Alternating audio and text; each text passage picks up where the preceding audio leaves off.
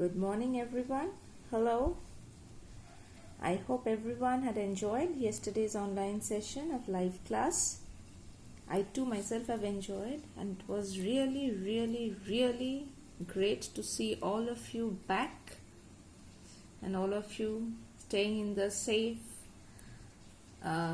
refuge of your home. Now today we will again go back for the resuming of our lesson.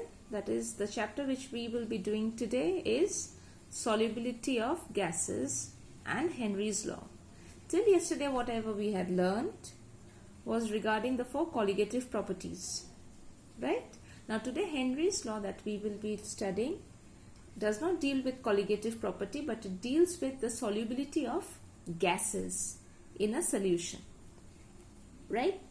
Now before we enter into directly what Henry's Law is all about, we will be just revising primarily the terms that we had already come across in some chapter or the other, and we may have studied it previously in the other classes also. Just a brush up to all those knowledge that we already acquired in course of time. Now, first term being solubility. Now, first thing that I want to say when we deal with solubility, the first thing that should strike our mind is solubility is always regarding solutions. You can't have solubility of a pure component. Whenever we speak of solubility, there has to be minimum of two components. One component or both the component can be in the liquid state or in the solid state or in the gaseous state, or it can be either in the liquid gas or gas solid or liquid solid. So solubility always deals with two components, right? So the definition of solubility that we will be revising once more today is, it is the amount of solute in grams which is dissolved in unit volume of a particular solvent. Very important, unit volume, that's per liter, of a particular solvent to form saturated solution at a given temperature and pressure. So over here, the points that are very important, first point being unit volume, second is to form a saturated solution at a particular temperature and pressure. These three conditions must be there in order to define solubility. So the unit of solubility, as you can see, is it should be officially grams per liter, but often we see or come across units of solubility in moles per liter also. That too is equally correct, but I'd say gram per liter is more appropriate because moles per liter is a concentration term. Right? And there's a small difference between concentration and solubility. Actually, it's the solubility that determines the concentration. Okay? So this is basically what the definition of solubility is. And the units of solubility, as you can see over here, it's either gram per liter or moles per liter. And in fact, for gases, you can even express solubility in terms of mole fraction. That's only true for gases. We cannot use mole fraction for liquids and for solids. Exclusive property of gases, so mole fraction. Right? Now next topic that we deal with is the factors that affect solubility. First factor is the nature of the solute and the solvent. Quite obvious, as we have already come across Raoult's law, those deviations, positive and negative, and we have seen that if both the component has got the same type or same nature, then they form stronger interactions compared to if both of them are of different nature. For example, a polar solute will be more soluble in a polar solvent, whereas a non-polar solute will always be less soluble in a polar solvent, and vice versa. So non-polar will be more soluble in non-polar component. Polar will be more soluble in a polar component. But if it's a mix and match, it does not work good in terms of solubility. Right? That's the first point. Second point regarding the factor that affects solubility is temperature. Now temperature, as you know how it will affect solubility is because temperature is directly related to kinetic energy. Higher the temperature, more becomes the kinetic energy. Right? So, if you are exciting the molecules, obviously, technically speaking, solubility should decrease in case of gases, because the kinetic energy of the gas molecules will increase and there will be higher tendency for the gases to escape from the mixture. So I can write over here that gas solubility decreases with temperature increase. Solubility of gases decrease with temperature increase. Right? But just the reverse is true for solutions. In case of liquids, if you are heating the solution, it is more, or it's seen in most of the cases that with increase in temperature the solubility increases. Now again over there can be two possibilities, because the moment we are dealing with solutions in terms of liquids, there has to be classification and the matter becomes a bit complex. That is, the solution will be classified or characterized in terms of exothermic mixing or endothermic mixing. If it is an endothermic process, that is when you are adding a solute and the solvent, you need to give extra heat to the system in order to prepare the solution. For such type of reaction, with the increase in temperature, solubility increases. Whereas if the reaction involves, or rather if the formation of solution involves evolution of heat, that is, with solution you write over here in the right hand side heat, that's an exothermic reaction, right? If you write heat on the left hand side, it is an endothermic reaction. So if the reaction or the preparation of solution involves evolution of heat, then with increase in temperature, solubility will decrease, and it's quite obvious. Think of a reaction where the reaction is already giving away heat. That is, it does not need any more amount of heat, it's giving away whatever heat it had. Now, to such type of reaction, you are giving additional heat. So what will it do? The reaction will become more rebellious and the reaction will move back in the reverse direction, that is, backward reaction will take place, implying solubility will decrease. Clear? I hope everyone. Just reflect a bit, pause the video and think of it once in order to clarify whatever doubts you are having. Right? I just continue with the third point regarding solubility, that is the pressure. Now pressure, as you have seen over here, solids and liquids both have got a fixed volume. In case of solid, there's a fixed shape also. In liquid, that's lacking. But solid and liquid both have got a fixed volume. That is to say, they are already somehow compressed. But gases, there is a scope for compression, because gas molecules have got huge intermolecular space. So there is always a scope for compression. So when you are increasing the pressure, automatically the solubility will increase because there is scope for compression.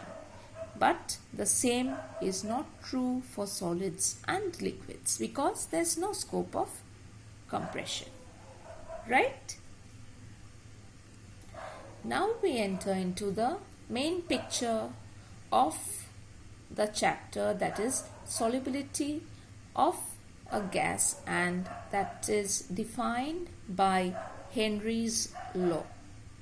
The law is very empirical in nature. You just need to know the law, but to apply the law, your concept regarding the law should be absolutely clear. Otherwise, you'll just make a mess of the entire thing, although the law is very simple in nature. What is the statement of the law? The statement of the law states that solubility of a gas in a liquid, very important thing. It deals with solubility of a gas in a liquid, is directly proportional to the partial pressure of that gas. Which gas? The gas that has been referred to over here, the gas which is soluble in the liquid, above liquid surface. That is to say, if I take into consideration a container of this type and then there is some liquid over here and the gas molecules are present inside the liquid. Where from the gas molecules are coming? The gas molecules are coming from the ones which are present outside.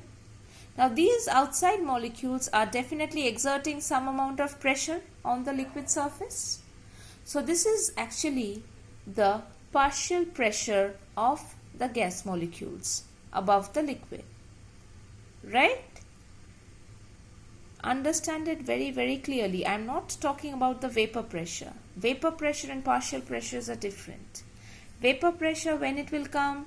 When the gas molecules or the molecules from the solution goes to the vapor phase and those vapor exerts some pressure.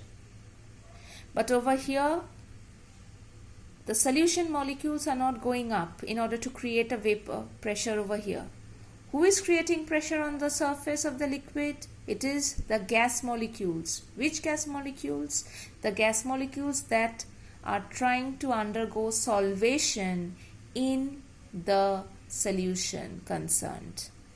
So there's a small line of difference between partial pressure and vapor pressure. Right? So the statement, just we will go through it once more. It is the solubility of a gas in a liquid is directly proportional to the partial pressure of that gas above the liquid surface. Clear? Now, so we can write it as solubility of a gas in liquid is directly proportional to the partial pressure of gas above liquid surface, right? Or we can also say that solubility of a gas is, or which can be written in terms of mole fraction, that is mole fraction of the gas in liquid. Very important point. It's about the mole fraction of the gas in liquid, this xi, or simply write it as x, is the mole fraction of the gas in liquid, and therefore P gas, which is the partial pressure of that gas above the liquid, is equal to some constant Kh into mole fraction of the gas in liquid. This Kh is called the Henry's constant. So solubility of the gas, previously since I told you that gas's solubility can be defined by mole fraction of the gas, so partial pressure of the gas on top of the liquid surface is directly equal to mole fraction of the gas in liquid into a constant which is called the Henry's constant Kh, and the unit of Kh is same as the unit of pressure. Why? Because mole fraction is unitless. So Kh simply depends on the nature of the solvent and the gas, both. Unlike Kf and Kb, which were only dependent on solvents and on nothing else, here Kh depends on both the solute and the solvent. Now we will be representing the law graphically, that is partial pressure versus the mole fraction. Since it's a y is equal to mx kind of a curve, it will be a straight line, with no intercept, and the slope will give the value of kH. That is tan theta becomes equal to P by X of gas, that is Y by X, that is equal to kH. So from here you can calculate the value of kH, or Henry's constant. Right? Similarly, if you know the kH value for a particular gas at a fixed temperature and pressure, then you can automatically calculate the mole fraction of the gas using the different partial pressure. So from here I can draw two conclusions. First one is, if kH increases, solubility of the gas decreases. How? It's quite evident. If denominator increase, automatically the fraction becomes less. Denominator increase, fraction become less. Denominator decrease, fraction becomes more. And the result is reflected in the solubility of the gas. Further, if temperature increases, kH increases and solubility decreases. We can physically interpret it in terms of chemical energy, or rather kinetic energy of the gas molecules. More temperature, more kinetic energy, more escaping tendency. So solubility decreases. Right? Okay. Now, it's because of this reason, because of this particular thing, aquatic animals are more comfortable in cold water rather than hot water. Right? Because why? Hot water temperature is more. Solubility of oxygen and other allied gases are less. So aquatic animals can't breathe in sufficient amount of oxygen. Ultimately what happens? They perish or die. But if the water is cold, temperature is less, kH value, it will be also less, solubility will be more, so they can survive. So technically speaking, if you want to kill an aquatic animal, you should be keeping it in a boiling water. Now jokes apart, we'll just go to the next question, that is question number 1, which deals with this solubility of gas concept. Quite easy question, very empirically based one. What is the question? The question tells the Henry's constant kH for carbon dioxide at 298 Kelvin is 1.67 into 10 to the power 8 Pascal. kH for CO2 at 298 Kelvin is 1.67 into 10 to the power 8 Pascal. That's quite a lot. Calculate the mass of carbon dioxide dissolved in 500 ml soda at 2.5 atm carbon dioxide pressure at 298 Kelvin.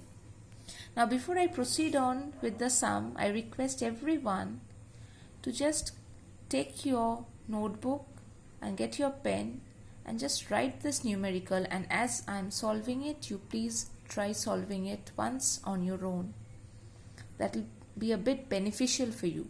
Okay, because these numerical based on Henry's law, they seem to be very simple, but when it comes for you to do, you get a bit confused regarding partial pressure and vapor pressure and where to apply which formula, and those kind of things just comes in then. So your knowledge of this and your concept becomes a bit dubious, right? This is what the sum tells. Calculate the mass of CO2 dissolved in 500 ml of soda at 2.5 atm carbon dioxide pressure at 298 Kelvin. So 1 atm, since it's all given in Pascal, we will be converting atm into Pascal, right? Because kg is given in Pascal and it's given here in 2.5 atm. So we need to convert this 2.5 atm into Pascal, and we know that 1 atm becomes equal to 1.013 into 10 to the power 5 Pascal. In yesterday's lecture regarding osmotic pressure, I told you the conversion factor for the different units of pressure. Just revise it once more if need be. So from Henry's law I can write that the partial pressure of the gas is equal to Henry's constant into the mole fraction of the gas in liquid. Right? So Kh, how much it will be? 2.5 atm into this is equal to Kh value into mole fraction, that is number of moles of carbon dioxide, because calculate the mass of carbon dioxide. So number of moles of carbon dioxide upon total number of moles. Right? So now number of moles of carbon dioxide upon total number of moles, on multiplication, division and doing all calculation, it comes out to be quite a small value, that is 0.001516. That is the mole fraction. Now mole fraction, I can write it in terms of mass of carbon dioxide by molar mass of carbon dioxide upon mass of the total mass upon the molecular mass. Now what we are dealing with over here? We are dealing with soda. What is actually soda? Sodium bicarbonate solution, or sodium carbonate solution which is dissolved in water. So now over here 500 ml of the solution that is being given in the problem, that can be replaced with a 500 gram taking density as 1 gram per centimeter cube, because the density of water is 1 gram per centimeter cube. Right? So now over here, if I write the total mass as 500, I should be technically writing 500 plus 0.001516, but this value when added with 500, it makes, the value of carbon dioxide on a moles of carbon dioxide, it's quite obvious from that value, it's very, very less. So to add a cup of water in an ocean of water, it hardly makes a sense. So what we will be doing is we'll be ignoring the the carbon dioxide part in the denominator, and we add this, and accordingly we get the mass, that's 1.85 gram. Next is the next problem, which is Kh for nitrogen is given at 298 Kelvin. The mole fraction of nitrogen in air is 0.8. What you are to do is the number of moles of nitrogen from air that dissolves in 10 moles water at 298 Kelvin and 5 atm pressure is how much. So you have to calculate the number of moles of nitrogen from air that dissolves in 10 moles of water. Given to you is Kh for nitrogen. Now over here for this type of sum, it's the mole fraction of nitrogen in air that is given. That is, X over here is given for gas in gas. It's not given for gas in liquid. Therefore, you cannot apply Henry's law over here. If you apply Henry's law directly, putting the value of 0.8 in place of X of nitrogen, your entire sum becomes wrong. Entire thing becomes wrong. You have to be very careful regarding the mole fraction value. It's given of gas, which is nitrogen, in air, which is again a gas. So over here, the partial pressure of nitrogen you have to calculate as mole fraction of nitrogen into the total pressure. How much is the total pressure? Over here it's given 5 atm pressure. That is the pressure which is there on top of the water. So 5 atm into 0.8 gives you a 4 atm, which is the partial pressure of nitrogen. Now you put the value of partial pressure of nitrogen as 4 atm, put the value of Kh given, and get the mole fraction of nitrogen in water.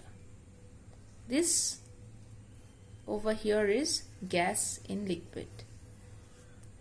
Now what they are asking? They are asking number of moles of nitrogen. So for that, number of moles of nitrogen upon number of moles of nitrogen plus number of moles of water plus other gas, that's equal to this mole fraction definition. Since number of moles of nitrogen, it's quite obvious from here, it's quite less, so also the number of moles of other gases. So we just ignore these two terms and take into consideration N of nitrogen by N of water, and then 10 moles of water given, so multiply, get the value as 4 into 10 to the power 4. Quite simple otherwise, except for the fact over here where you are not supposed to get confused. This part is very, very important, these 3 lines. And then we move to the last part of this topic, that is application of Henry's law. You often find some question as to explain why type of questions. All the answers are based on these Henry's law. First one being the packing of aerated drinks under high pressure. As I have already explained, if you increase pressure, the aerated drinks can take in more amount of gas, that's carbon dioxide is dissolved. That's why whenever the moment you open your cold drink bottle, the fizz comes out, which is nothing but carbon dioxide. Next is the phenomena of anoxia, which is a high altitude sickness. You will find that if you are trekking along a mountain or you are climbing on top of a hill, not a hill actually, mountain is more appropriate. So you kind of feel suffocated because of lack of oxygen, and it sometimes so happens that because of so lack of pressure over there, and because of lack of pressure the solubility of gases is also so less that often blood comes out of your nose and ears, even from your mouth, and it results in hallucination and in extreme fatigue because of the lack of oxygen. Such a phenomena is called anoxia. Next is the third one, which is called the bends. It's another very important thing that happens in case of the deep sea divers. These people who dive into the deep seas, they carry an oxygen tank with them, and this oxygen tank contains a mixture of helium gas along with nitrogen and oxygen. Why is this so? Because helium, it decreases the partial pressures of the other two gases, and it's very, very sparingly soluble in blood, whereas nitrogen, the solubility may increase with increase in pressure, and as we all know, in the deep sea pressure is huge pressure. So the solubility of nitrogen in the blood will increase by passing from the oxygen cylinder that contains the nitrogen into the lungs and then into the bloodstream. So what happens is when the deep sea diver comes out from the water, the pressure suddenly decreases and all the nitrogen tries to come out from his body, and they form bubbles in the bloodstream, which can be very, very fatal at times. So this phenomena of bubbling or formation of bubbles in the bloodstream to release the extra amount of nitrogen that has got dissolved under the high pressure in the deep sea, it's called bends. Right? You and I can't develop this because we are not deep sea divers. Hope you have got the clear concept of this entire solubility of gases and Henry's law. In case if you are having any doubt, please post your queries to that Zoom app. Thank you and have a nice day, and keep on studying and posting your homework.